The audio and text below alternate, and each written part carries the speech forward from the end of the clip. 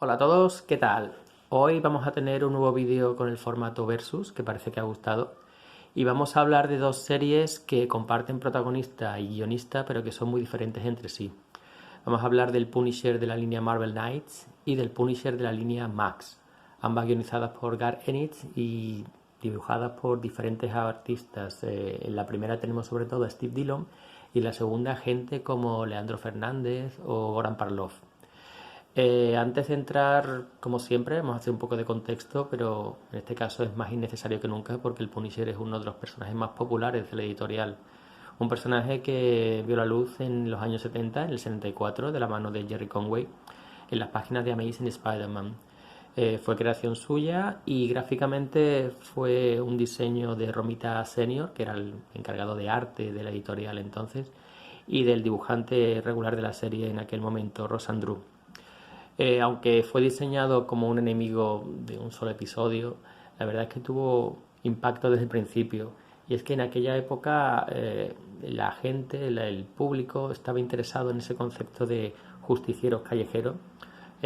Pocos años después de esto vería la luz la serie de películas El Justiciero de la Noche con Charles Bronson, y pocos años después también vio la luz First Blood, Acorralado, la saga de Rambo. Así que Frank Castle aunaba una serie de características por las que el público de la época se interesaba. Y si bien al principio fue dando tumbos de serie en serie, ya en el año, a principios de los 80, en el 82 creo que fue, le dieron su primera su historia propia, Círculo de Sangre, con dibujos de Mike Zeck, y fue un éxito instantáneo. Una historia muy sobria, una historia que se alejaba de los colorines y los poderes del pijameo y que propició una segunda parte, Regreso a la Granada. A partir de aquí ya fue un ascenso imparable y le dedicaron una serie regular que, si no recuerdo mal, estuvo guionizada por Mike Baron, y el de Nexus. Y a partir de ese momento, ya entramos en los 90, pues se convirtió en el espíritu de esa época. Encajaba perfectamente en esa década que fue una década de héroes violentos, héroes agresivos, vengativos, que disparaban a matar. En fin, encajaba perfectamente en el zeitgeist de la época. Pero, como tuvo tanto éxito, eso inevitablemente, siendo una serie de Marvel, llega a la sobreexplotación. Tenía su serie regular, sacaron una serie paralela, que fue donde debutó, por cierto, Jim Lee. Multitud de especiales, crossovers, miniseries, y al final de al final de la década el personaje estaba completamente quemado. Tanto que decidieron matarlo, lo capturaron, le hicieron un juicio y creo que lo frieron en la silla eléctrica para devolverlo a una nueva serie totalmente sin sentido, en la que volvía como un zombie enviado por el cielo como su agente, con poderes mágicos, armas sobrenaturales, cazando demonios o algo así. Una serie de vergüenza, y que fue, creo, el punto más bajo al que ha caído el personaje. Desde entonces, para mí el Punisher es el termómetro para ver cómo está Marvel como editorial en general. Cada vez que hacen alguna locura, alguna tontería con el personaje, eso se refleja en cómo está la editorial en ese momento. Cuando salió esta serie del Punisher Zombie, estaba está en medio del desastre de los 90, que como década no fue nada mala, pero como para Marvel fue especialmente dolorosa. Y bueno, hoy día, ¿qué tenemos hoy día del Punisher? Pues tenemos un Punisher convertido en máquina de guerra y en un heraldo cósmico. Vale, sí. Mi teoría funciona. Bueno, pero el caso es que después de esa serie, que lo único que tenía de bueno eran los dibujos de Michael Golden, Joe Quesada llamó a un guionista que se había hecho un nombre en los 90 con una serie que ya es mítica, Predicador. Garenis llegó a la casa de las ideas, y se le dio manga ancha para que pudiera contar la historia que quisiera de Punisher en 12 números. Garenis ya había mostrado su preferencia por series urbanas y con personajes fuera de la ley en su Hitman, muy bueno también, con John Marrea. Y aquí llamó a su compañero en Predicador, Steve Dillon, y nos dio una serie inicial de 12 números, esta que tenemos aquí, que paso a reseñar. Este es una vuelta de Frank a Nueva York. De hecho, la primera saga se llama así: Bienvenido a casa, Frank. Y sin ignorar todo lo que se había hecho anteriormente, eso de la historia del zombie, de Los Ángeles, nos presenta al Punisher de vuelta a Nueva York, alejado de temas sobrenaturales y haciendo lo que mejor hace y lo que debe hacer siempre: cazar mafiosos. Lo diferente de esta serie es lo extremo que llega a ser. Es una serie que no se toma en serio a sí misma y que tiene un sentido del humor negro, por supuesto, una violencia excesiva, pero tan excesiva que no puedes tomártela en serio. No pretende ser intelectual, ni profunda, ni pretende dar lecciones morales, como luego en Max sí tenemos. Aquí es Punisher matando mafiosos de la forma más ingeniosa, más cruel, y con una serie de secundarios, unos secundarios que son sus vecinos, a cual más estrafalario, estrambótico, incluso surrealista, y unos villanos que son los malos malosos, pero cada uno con una característica especial, los Gucci o el ruso, que hace que la serie, aunque tenga una ultraviolencia, no resulte desagradable, porque en el fondo no es una parodia como The Boys, pero tiene ese tono que te saca la sonrisa, ese humor negro. Es muy buena, dentro de su campo, dentro de el estilo de serie que están contando, es muy buena. Por supuesto, Punisher Max es superior porque es una serie seria, una serie que habla de cosas profundas, pero dentro de esto es de lo mejor que se ha hecho con el personaje. No penséis que es algo intrascendente, no penséis que es algo, como se dice una vez, hacer comedia es muy difícil, hacer tragedia es relativamente fácil, simplemente tienes que mirar la vida y la realidad y ya te echas a llorar.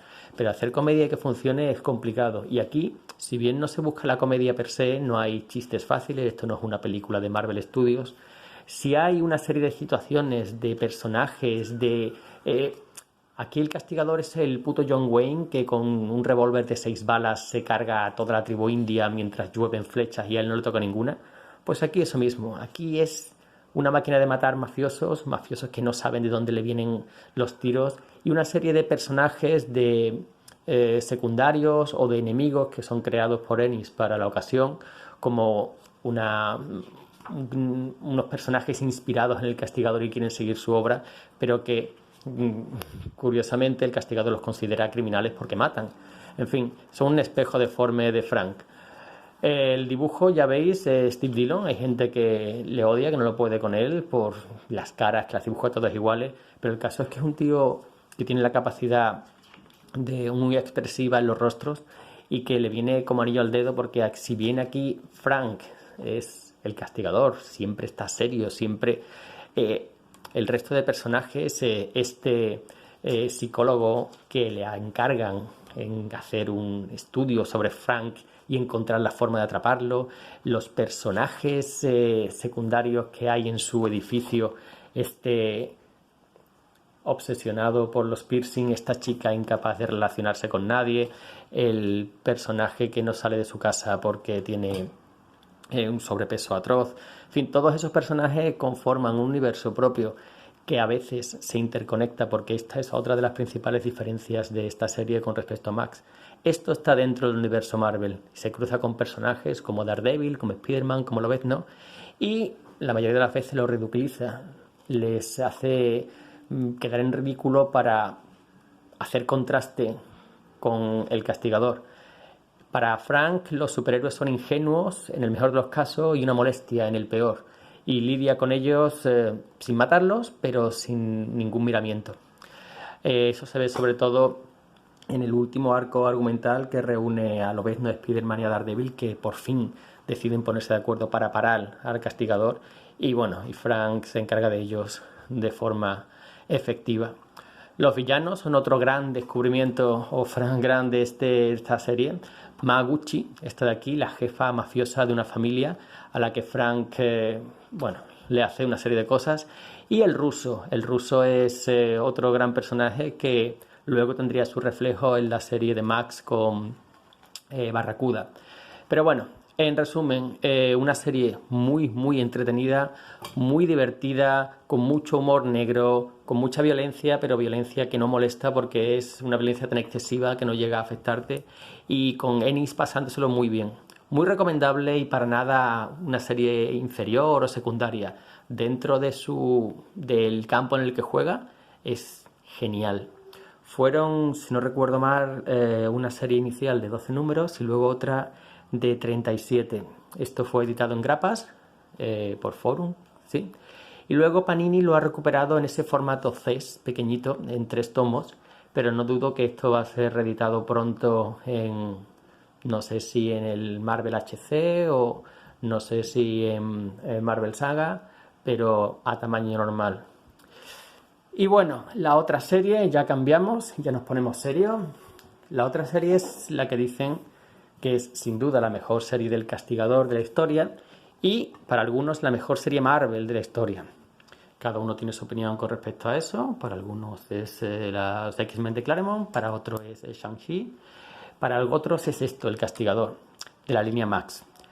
Visto el éxito de el Marvel Knights, que no solo devolvió la dignidad y el interés al personaje, sino que fue un éxito de crítica y de ventas brutal, pues Marvel le encargó a Garth Ennis que hiciera una reinterpretación del personaje fuera del universo Marvel. Aquí ya no hay superhéroes, aquí no hay supervillanos, aquí ya no hay poderes. Muy realista, con una serie de temas adultos, duros, prostitución, guerra, terrorismo, y un Frank Castle enmarcado, enclavado en el mundo real. Es un Castle que es un hombre ya mayor, un hombre ya casi anciano, y que lleva varias décadas siendo la pesadilla de los criminales. En esta serie, que fueron 60 números, todos guionizados por Garth Ennis y dibujados por gente, como ya he dicho antes, Goran Parlov, Leandro Fernández, Darick Robertson, diferentes dibujantes, pero todos con un toque serio, duro, realista, que le encaja muy bien a la serie. Empieza, aunque no es este primer tomo, no pertenece exactamente a la serie regular, es una miniserie aparte, Nacimiento. Aquí nos cuenta de nuevo el origen del Castigador, y aquí Garth Ennis se toma una serie de licencias. La principal es que plantea que el Castigador no se convierte, Frank Castle no se convierte en el Castigador por el asesinato de su familia. Para Ennis, Castle ya venía tarado de Vietnam y lo de la familia fue simplemente la gota que colmó el vaso. No estoy muy de acuerdo con esa interpretación porque minimiza el impacto, la importancia de la muerte de su familia, pero quitando eso es un pedazo de historia de origen que nos cuentan en este primer tomo. Y a partir de aquí, sí, ya empezamos con el número 1 de la serie en sí, que fueron 60 números de Garth Ennis, aunque luego continuó con Jason Aaron y otros autores. Y aquí el Castigador, ya os digo, es un personaje ya maduro, un personaje que lleva en guerra con los criminales décadas y que se ha convertido en una especie de leyenda o una pesadilla según el punto de vista de quien esté enfrente de su cañón. Aquí Ennis nos cuenta en diferentes arcos argumentales con diferentes dibujantes cosas como el conflicto de Irlanda del Norte trasladado a Nueva York, la guerra de Afganistán, los traficantes de mujeres, los esclavistas, todos temas realistas tratados con ese enfoque. Y aunque hay una cierta, en algunos puntos, tendencia a, como siempre es Ennis, a la exageración, sobre todo en personajes como Barracuda, que es una especie de el ruso de Marvel Knights, pero en negro, en general la serie tiene un tono muy sobrio, muy realista, un tono que en algunos capítulos es obra maestra. O sea, en la historia, los esclavistas o en la historia arriba es abajo y blanco es negro, es una historia que podría contarse en literatura, en cine, en lo que fuera, y seguiría siendo una obra maestra también. No todos los tomos tienen el mismo nivel. Por ejemplo, este de aquí, Cocina Irlandesa, empieza de una manera increíble, brutal. Frank Castle nunca se ha preocupado del terrorismo y tal, pero en este caso lo involucran. Está tomando café en una cafetería y ¡boom!, le ponen una bomba que no va contra él. Pero eso te lo tienes que tomar como algo personal. Así que aquí nos cuentan una historia de el IRA. Garrenis es irlandés, del norte de Irlanda, y siempre que puede nos cuenta su punto de vista sobre ese conflicto. Es para mí una de las historias más flojas, confusa, con muchos personajes y con algunos, ya veis, que Ennis no puede evitar crear esos personajes surrealistas o monstruosos. Pero quitando esta, hay otras que incluso sacando a Frank Castle de su zona de confort, de los bajos fondos de Nueva York, de Lampa. Aquí, por ejemplo, viaja a Rusia con el dibujo de Dobie Braithwaite. Aquí es genial, con un Furia que llegó a tener también su propia serie en Max.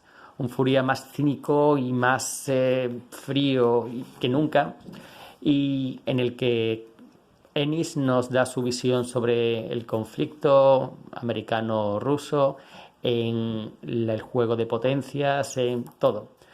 Espionaje, acción, diálogos lapidarios, muy bueno.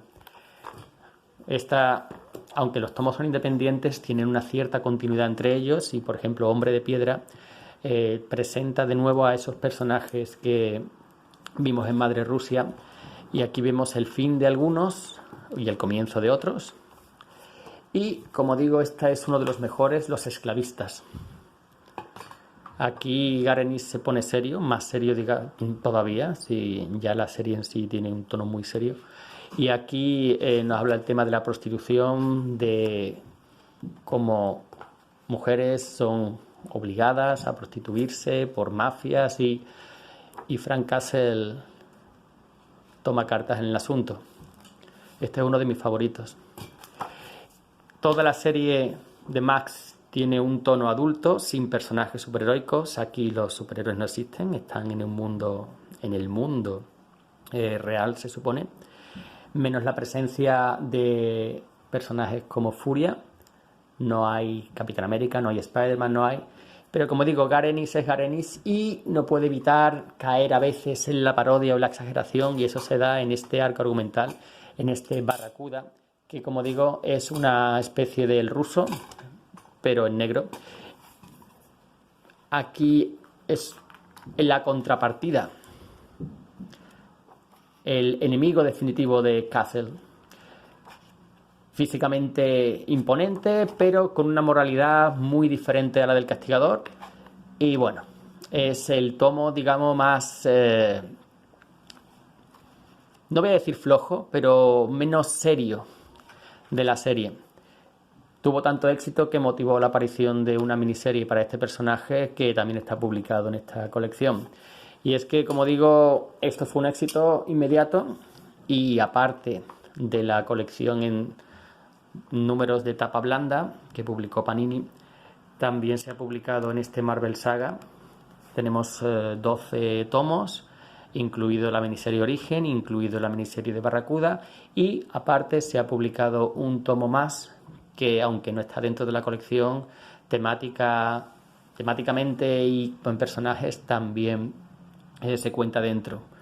Lo acaban de sacar hace poco. Y nada más, pues esto ha sido el versus de hoy. Dos series muy diferentes en el tono, muy bien escritas las dos, muy bien dibujadas las dos, y que según el momento te van a gustar, tanto una como la otra. Por hacer un símil culinario, esto sería como un bistec argentino, grueso, gordo, que te lo comes poco a poco degustándolo, y cuando terminas quedas muy satisfecho. Y esto pues es como una fuente de patatas fritas con un montón de toppings y de salsa, que tomas una y otra y otra y otra, y hasta que no queda nada no puedes parar, y también quedas muy satisfecho. Dos muy buenas series. Eso es todo. Nos vemos la semana que viene. Un saludo y hasta la próxima.